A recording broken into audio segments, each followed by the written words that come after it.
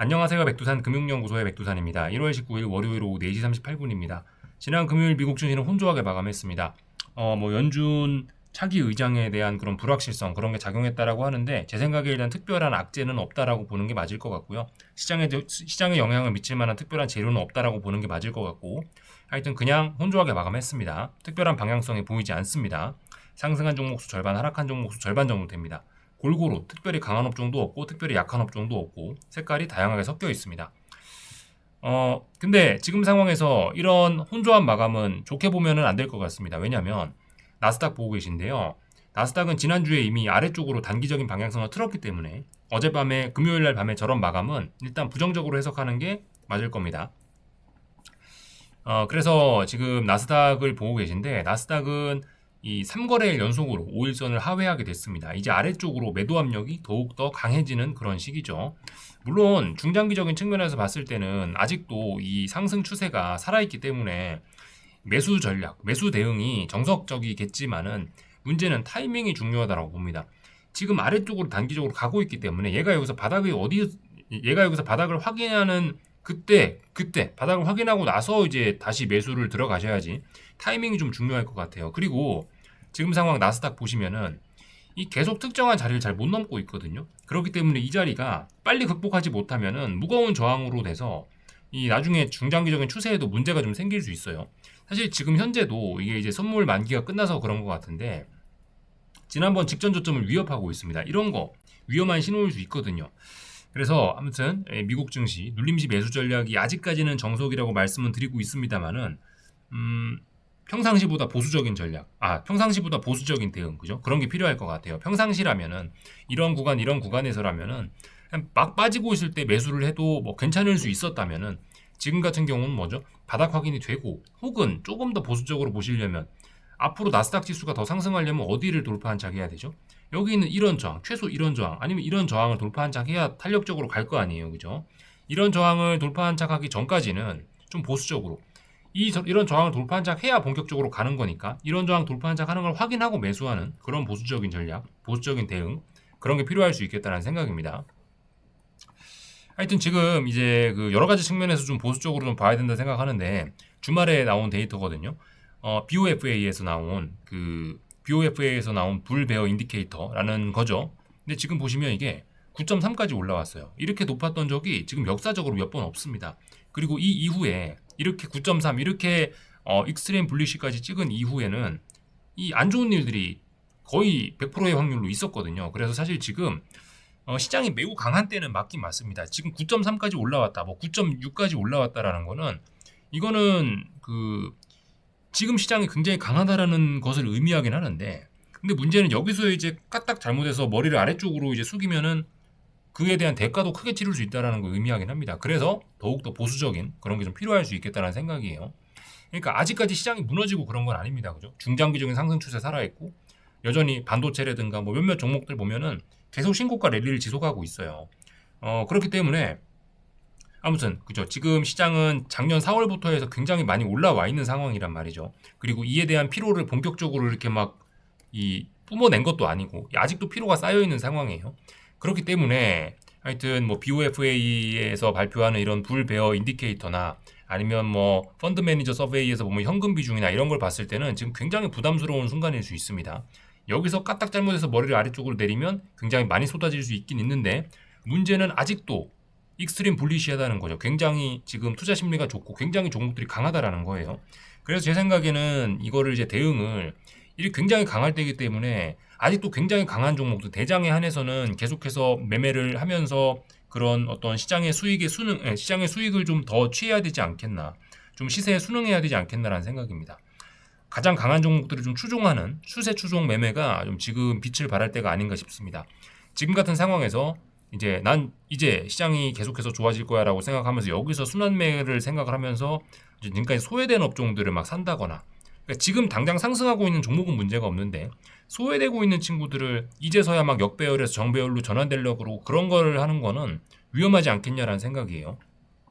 지금은 시장이 굉장히 많이 올라서 좀 부담스럽긴 하나 그럼에도 불구하고 많이 오른 걸 더 사야 되는 뭐 그런 때가 아닌가라는 판단이 좀 듭니다. 그래서 대표적으로 사실 미국 증시는 제가 요즘 잘 안 봐서 모르겠는데 한국 증시에서는 현대차 같은 거 오늘도 올라가고 있죠. 가장 강한 거. 뭐 삼성전자도 가장 강한 축에 속합니다. 물론 오늘 좀 쉬어갔지만 하여튼 이렇게 많이 오른 신고가 종목들을 계속해서 좀 눈여겨보면서 이런 데서 좀 어떤 수익을 찾는 게 수익의 기회를 찾는 게 맞지 않겠나라는 생각이에요.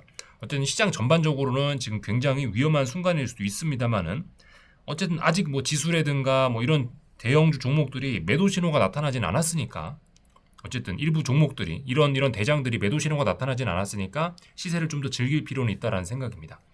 하여튼 언젠가 이제 머리를 숙이면 이제 굉장히 큰 이 대가를 치를 수 있다라는 거는 좀 생각을 해야 되겠어요. 여기저기서 좀 위험 신호까지는 아니고 지금이 지금이 굉장히 높게 올라온 자리다. 대가를 치를 수 있는 자리라는 그런 생각 정도는 좀 필요하겠죠. 그래서 뭐 전반적인 내용들 말씀드렸고 하여튼 미국 증시 그죠 S&P 지수나 나스닥 지수나 다 단기적으로는 아래쪽으로 좀 치우치고 있다라는 이야기는 드렸고요. 중장기적인 상승 추세는 아직까지는 문제 없다라는 이야기 드렸고 러셀 지수 같은 거 보시면 그죠 굉장히 양호합니다. 그래서 미국 증시의 이런 내용 자체는 지금 굉장히 좋은 거예요. 굉장히 좋습니다. 다만 단기적으로 좀 문제가 생긴 것뿐이고 그리고 말씀드리는 게 지난주부터 변동성 지수 말씀드리고 있죠. 변동성 지수가 바닥을 다져버렸어요. 그래서 아직까지는 강한 모습을 보이고 있기 때문에 또 지난주 금요일 날에 변동성이 또 상승했단 말이죠. 변동성이 상승하면서 물론 5일선 위로 올라오진 못했으나 이 지금 21선을 잘못하면 돌파 한착 할 수 있어요. 얘가 21선 본격적으로 돌파 한착 하면 그죠? 그러면 좀 큰 가격 조정 같은 게 시장의 큰 가격 조정 같은 게 나타날 수도 있어서 이런 거 좀 잘 보셔야 되겠습니다. 그래서 말씀드리는 게 아직까지는 이 상승 시세를 좀 더 즐기시는데 이런 거 봐가면서 만약 한번 빠지면 좀 많이 빠질 수도 있다는 생각 같은 거 좀 하셔야 됩니다. 그래서 아무튼 좀 애매하죠, 그죠? 시장이 만약에 이제 뭐 변동성 지수가 갑자기 치솟으면서 한번 훅 빠지는 날이 있을 수도 있는데 변동성이 훅 치솟으면서 빠지는 날이 있을 수도 있는데 그런 때는 어떻게 해야 되죠? 그런 때는 뭐 지금 이렇게 굉장히 강하게 상승하고 있는 이런 종목들 뭐 현대차나 삼성전자나 뭐 이런 종목들이 시장에 빠져서 훅 빠진다면은 이런 건 매수 대응하는 게 맞겠죠, 그죠?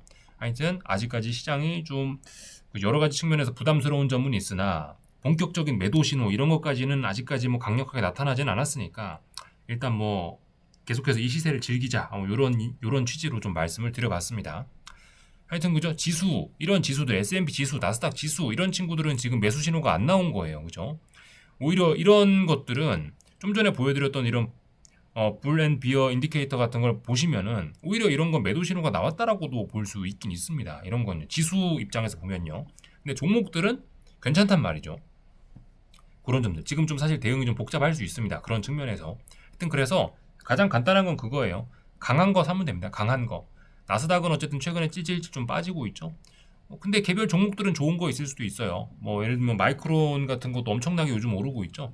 이런 것들은 강하니까 계속 강하다고 하면서 이런 거 사면 또 되는 겁니다. 어쨌든 이런 시세를 계속해서 좀 추종할 필요가 있겠다라는 거. 강한 친구들 위주로 선별해서 할 필요가 있을 것 같아요.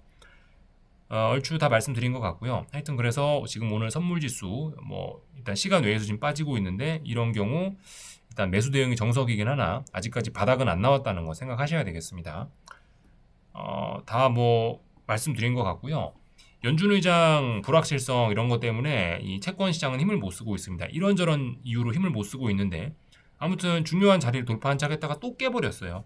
다시 또 손톱 물어 뜯어야 되는 그런 불안한 그런 구간이 또 온 거죠. 이 자리 붕괴되면 아래쪽으로 또 훅 빠지면서 주식시장이 불안해질 수 있겠죠.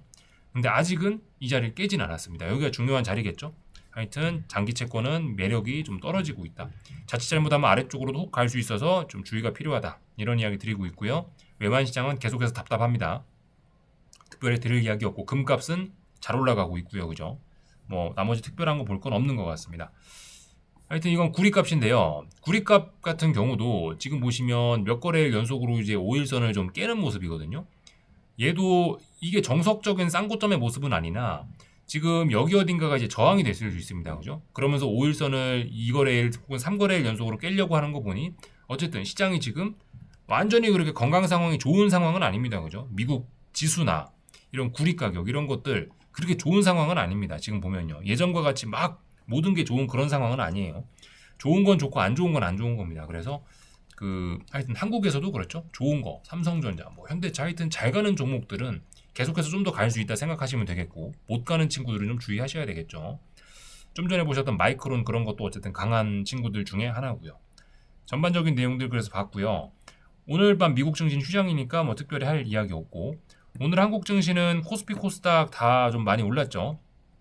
삼성전자 하이닉스가 상승이 둔화된 게 맞죠. 이 정도면요. 이 종목들의 변동성을 생각해 보면, 기존 변동성을 생각하면 이거는 지금 반도체가 어쨌든 좀 쉬어가고 있는 그런 모습입니다.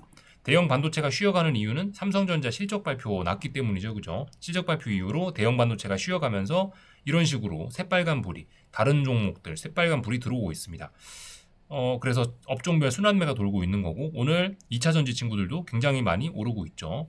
이게 다 삼성전자 하이닉스가 쉬어가고 있기 때문에 그런 거고, 코스닥도 오늘 조금 좀 2차 전지의 영향도 좀 많이 받았고, 하여튼 뭐 그런 상황입니다.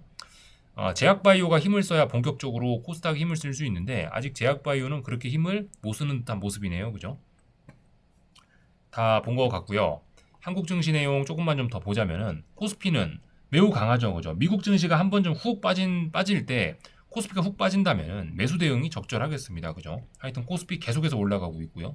코스닥도 잘 올라가고 있습니다. 다만 1625가 무거운 저항이죠. 그죠? 저항이기 때문에 어쨌든 근데 지금 코스닥을 좀 잠깐 보시면은 코스닥은 여기가 전고점이잖아요. 여기 한 번, 두 번, 세 번, 뭐 네 번, 다섯 번 가까이 지금 도전하고 있습니다. 이 정도면은 방향성은 일단 위쪽으로 봐야 되겠죠. 언젠가 돌파 한 장 할 거다. 이번에 아마 돌파 한 장 할 거다라고 일단 좋게 볼 수 있을 것 같아요. 코스닥의 시대가 온다면 코스피의 상승 탄력은 좀 둔화될 수 있을 겁니다. 어쨌든 아직까지 코스닥은 답답한 구간이고, 조금만 더 힘을 내면은 코스닥도 신고가 랠리를 시작할 수 있다는 겁니다. 코스닥 신고가 랠리 시작한다면 2차 전지나 제약바이오가 좀 좋을 수 있겠죠. 그런 거 생각하시면 되겠고, 얼마 남지는 않아 보입니다. 시간 문제로 보이긴 합니다.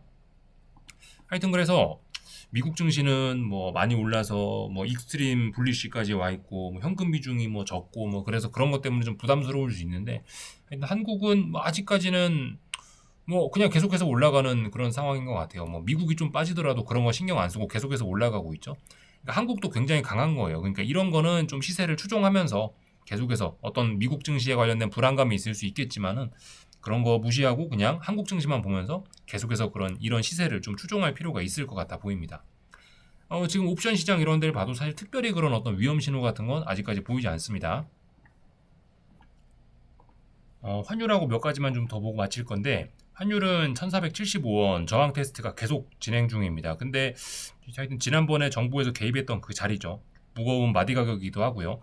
여기서 일단 눈에 띄는 매도세는 일단 잘 보이지 않습니다. 정부에서 개입을 포기한 건 아닌 것 같은데, 하여튼 이 75원을 둘러싸고 지금 이 싸움이 진행 중이라서 어떻게 될지 알 수는 없는 그런 상황입니다. 그래서 계속해서 말씀드리다시피 이 외환시장 투자하시는 분들 같은 경우는 현금 비중이 좀 중요한 자리 같아요. 이거 더 올라갈지 내려갈지 지금 정말 중요한 자리인데, 물론 아직까지 매도 신호는 없습니다. 계속해서 올라간다에 베팅을 할 수 있는 그런 때이긴 한데, 정부의 입김도 좀 굉장히 좀 강하다 보니까 눈치 좀 보셔야 되는 그런 자리가 아닌가 싶어요. 그래서 계속해서 말씀드리다시피 여기는 현금 비중 좀 가지고 가시면서, 앞으로 이제 올라가면 본격적으로 간다라는 장대 양봉이 나오면 더 올라간다라 보시면 되겠고, 하여튼 여기서 조만간 장대봉이 나오긴 나올 것 같아요. 그래서 어떤 신호를 좀 보여주면 그때 움직이시는 게 맞지 않겠나라는 생각입니다. 어쨌든 아직까지 눈으로 그냥 객관적으로 보이는 거는 위쪽으로 더 올라가려는 그런 신호가 맞긴 하죠. 그래서 환율까지 좀 간단하게 봤고요. 하여튼 한국 증시는 뭐 대형 반도체가 쉬어가는 덕분에 삼성전자가 좀 달리기 시작했지만 달리는 탄력이 좀 약해졌죠. 그래서 방산이라든가 뭐 2차 전지라든가 하여튼 여러 가지 업종들의 순환매가 돌면서 한국은 지금 굉장히 이례적으로 다른 세계 증시와 비교했을 때 굉장히 강한 모습 보이고 있습니다. 그래서 어쨌든 시세를 좀 즐기자, 그런 측면에서 말씀드렸고, 다른 나라들 조금만 보고 마칠 건데, 일본 증시도 뭐 보시다시피 이거 특별히 문제 없죠. 뭐 어떤 매도 신호 이런 거 없습니다. 계속 이런 거 매수 대응이 정석이죠. 중국 증시 같은 경우는 이제 구리 가격도 안 그래도 조금 찔찔찔 흘러내리고 있고, 지금 좀 조정이 좀 나오고 있습니다. 그러나 이거 신고가 중에 이렇게 좀 조정 나오는 거 건전한 조정이죠. 좋게 일단 봐야 됩니다. 유럽 증시 같은 경우도 지금 굉장히 좋게 볼 수밖에 없죠. 좀 조정이 진행 중이에요. 얘도 좀 단기적으로 아래쪽으로 좀 가려는 그런 모습이긴 합니다. 그러나 이거 이제서야 신고가 랠리 시작했는데 이거 매수 대응하는 게 맞겠죠. 하여튼 그래서 지금 그 한국 증시 제외하면 나머지 세계 증시들은 조금씩 단기적인 조정이 좀 나타나고 있어요. 그리고 아직 바닥이 나오지 않은 상태고, 미국 증시 변동성 지수 같은 거 보면 한 번쯤 후옥 빠질 수도 있는 자리이긴 하거든요. 근데 어쨌든 뭐 한국은 뭐 도저히 꺾일 생각은 안 하니까 거기에 맞게 대응하는 게 맞긴 맞겠죠. 그래서 만약 한국 증시가 뭐 어떤 해외 이슈로 인해 갖고 얘가 한번 후옥 빠진다라고 하면은 그런 거는 그냥 일단 망설임 없이 매수로 대응하라는 게 맞긴 맞을 것 같습니다. 한국 증시 기준으로는요. 여기까지 하겠습니다. 궁금한 거 리플 남겨주시고 내일 저녁에 뵙겠습니다.